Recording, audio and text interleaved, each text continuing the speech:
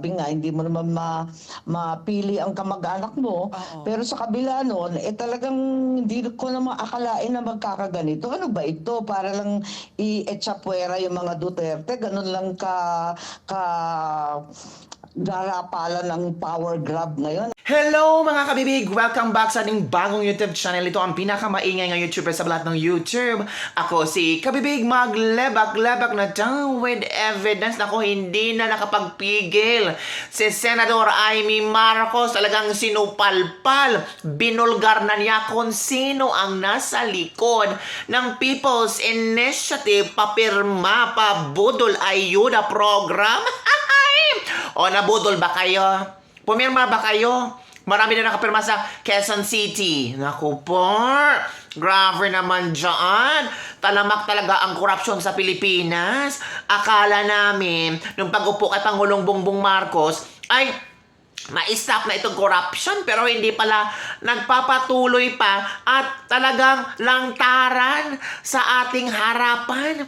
Kinoconsider pa na ayuda, tapos sa likod ng ayuda, bigayan ng 100 pesos para pumirma ka para sa charter change. Nako po mga bibig, kaya ito sabi ni Senator Amy Marcos, parang ano ba, kapamilya sana, pero bakit ganito ang kanyang atake? Malayo pa ang 2028 pero iba na ang kanyang iniisip. Ano ba ito? Oy, kaya Senator Amy Marcos hindi makapagpigil. Talagang klarong-klaro na sa kanyang statement kung sino ang kanyang pinariringgan. At very unfair naman para sa mga Duterte. Di ba mga kabibig? Sabi ni Senator Amy Marcos, bakit ganyan siya? Power grabber. Power grabber daw. Ano kaya ang reaction ni Tambaloslos sa mga komento ni Senator Amy Marcos? Ito yung Tambaloslos ba? Ngayon lang talaga sa panahon ni Pangulong Bongbong Marcos ng inarte, nag-inepal. Sa panahon ni Pangulong Duterte, ang tahimik-tahimik niya. Walang maski kung ano-ano mga sinasabi, mga proyekto, or kung ano-ano pang mga ka-exichan niya. Wala talaga. Pero ngayon, lahat ng panahon naka-epal-epal talaga mga kabibig. Kaya nga ang netizen ay ayaw sa kanya. Ayaw ng netizen sa kanya. Sa pinakamataas na highest official sa ating bansa, siya ang pinaka-lowest na trusted na siya. Hindi pinakakatiwalaan. Tapos, ayaw ng mga tao sa kanya. Ano ang kanyang mukhang ihaharap? Kaya puspusan yung pamimigay ng mga ayuda. Take note, 500 billion na ayuda for 2024. Proyekto ba yan ni Martin Romualdez? Naku. Makinig tayo ha. Kay Senator Amy Marcos, kundi sinupalpal, sinabunutan, at talagang, naku, mapahiya talaga ako pag ako si Tambaloslos. Mapahiya ako pag marinig ko ang sinabi ni Senator Amy Marcos. Kung pwede sanang makapili ng mga kapamilya, baka pinili na ni Senator Amy Marcos kasi lantara na Lantara yung power grabber. Watch this video mga kabibig.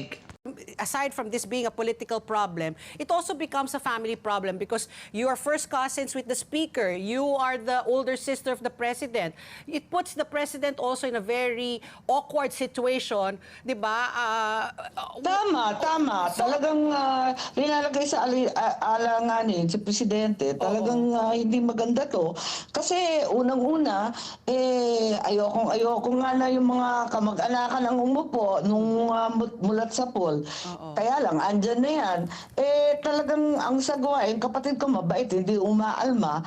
Pero hindi naman yata tama na ganito, no? Dahil ang sagwa naman yata ang tignan. Ay sabi nga, hindi mo naman mapili ang kamag-anak mo. Pero sa kabila nun, talagang hindi ko naman akalain na magkakaganito. Ano ba ito? Para lang i-etsapuera yung mga Duterte. Ganun lang garapalan ng power grab ngayon. Ang sagwa naman, talaga namang hayaan ng tao pumili. Hindi naman pwedeng braso-braso. Tapos kayo-kayo na lang ang pipili ng susunod. Parang power grab siya, wala siyang kinalaman sa economic provisions. Ipakita mo sa akin yung economic provisions na papaltan, suriin natin maigi, baka may mas madali at mas maayos na pamamaraan na hindi ka gagastos ng 14 billion na pwede namang ipambili na lang ng bigas o di kaya yung mga gasolina dyan sa Subic. Ako, ipamudmud sa mga driver natin. Ewan ko ba? Oo. So, Senator, is it itong People's Initiative? What is the Well, rationale? Sige po. Ewan ko, bakit nagpapakamatay? Layo ng 2020, bira naman, no? Pero ang akin, kasi, ang sinasabi lagi, economic provisions, kinakailangan daw paltan sa ating konstitusyon dahil wala daw papasok na investment. Hindi naman totoo, para ating binibida na bilyon-bilyon yung pledges at bumabiyahe si Presidente, minamarket ang Pilipinas. Anong sinasabi na walang pinapasok? Higit sa lahat, alin ba talaga ang papaltan? Kung economic provisions, ituro nila, ilista nila saan ba yun?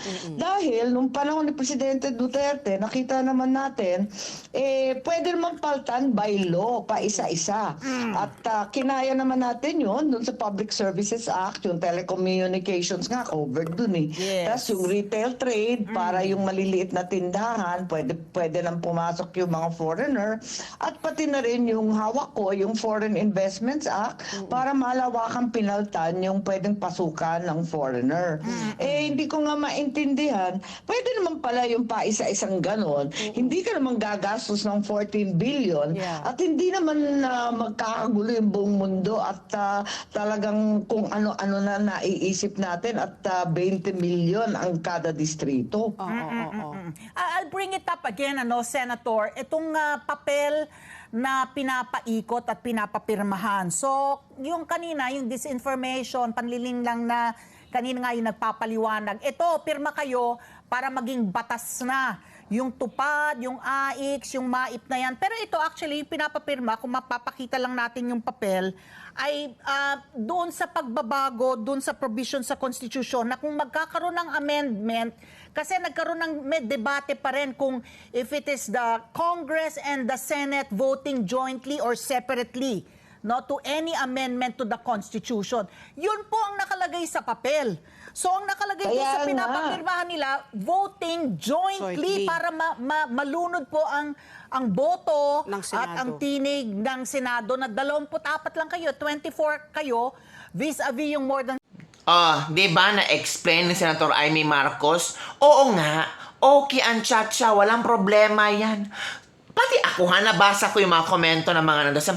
Okay lang kabibig yung chat-chat, yung charter change, pero dapat ipaunawa sa amin na dapat merong isang mga programa or mga tawag dito, mga interaksyon sa TV or di kaya mga congressman ang nagpapaliwanag sa amin. Hindi yung bibigyan kami ng form, babayaran ng 100 pesos, tapos itong bagong mga kapitan, sila pa nang mumuno para magbigay ng pera kasi 20,000 signature is equal to 20,000 pesos. Ganun na ba ang kalakaran ngayon, kabibig? Walang problema sa amin ang charter change kumpara sa Pilipinas yan. Kasi lahat tayo ay gaganda ang buhay. Pero kung ganito ang kanang estilo nila ba, na parang ninilockdown tayo, na parang yung sarili natin ay binabayaran nila ng 100 pesos, ay iba na yan, kabibig. Hindi maganda yan. At hindi yan magandang impluwensya sa ating kabataan. Yan ba ang ating ituturo sa kabataan na kung gusto nating madaliin ang isang bagay ay bayaran na lang? Diba? Anong klaseng estratehiya ito? Pinag-isipan nyo ba ito? Baka iniisip na kabibig, madali lang yung mga tao kasi ang mga tao hangol sa pera. Kasi mga tao naghihirap ngayon. Hindi sana yung binabayad ninyo para sa inyong chat-chat-chat na yan ay ibigay nyo sa taong bayan or hanapin nyo itong mga smugglers ba?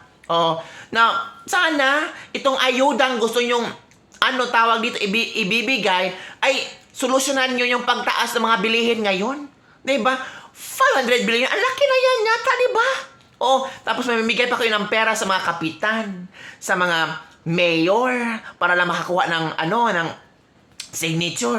Naku po, hindi talaga ako sang-ayon sa estilo niyo. Pero ako naman, sang-ayon ako na merong, charter change. Maganda iyan. Para sa bansa natin iyan. Sino bang hindi gusto na ang ating bansa ay aasenso? Sino bang hindi gusto ng mga OFW na uuwi na sa Pilipinas at doon naman ninirahan, the same time, doon na naman ginegosyo at malaki ang sahod? Lalo na ako. Uwing-uwi na ako sa Pilipinas, di ba? Kaya sana stop na itong mga kaguluhan na ito yung bayaran-bayaran ng People's Initiative signature para sa siya. Hindi maganda talaga. Oo. Mind you, marami mga tao na ayaw talaga kay Martin Romualdez kasi palaging magbabounce back yan kay Martin Romualdez kasi congressman House Speaker. Ang mga congressman daw ang nagpalaganap nito. House Speaker siya, hindi ba niya na-control ang kamara? Hindi ba siya inform na ganito ang ginagawa ng mga congressman? Di ba sabi ni Senator Amy Marcos, may nagkokontrol ng budget dyan. So it means alam ng taong nagkokontrol ng budget. At meron talaga silang budget tungkol dito. Naku. Buti pa kayo. May budget kayo para sa charter change. Pero yung mga tao sa lansangan, yung may hirap na kailangan ng livelihood, hindi na bigyan. Yung mga estudyante na kailangan ng sample, mga bags, o di ba? Mga kabataan na kailangan ng pagkain. Anong ginawa niya? Walang aksyon. Kaya mga kabibig, yan lang po ang aking latest lebak-lebak for today. Don't forget to like, subscribe, and share this video. And I'm sure marami din ang sumasang-ayon sa akin. Huwag tayong magpaloko sa mga taong manloloko at gagamitin lang tayo nila pag may kailangan. At the same time, mahal na tayo, binabayaran na tayo para lang sa kanilang mga gusto at mga ambisyon. Hoy, wake up ka dyan. Oo, yung 100 pesos, isang araw lang yan. Hindi pa nga kasya sa tiyan mo. Kulang pa yan. Pamalit ng noodles, day. So, yan mga big. Don't forget to like, subscribe, and share this video. Bye, everyone. See you next time.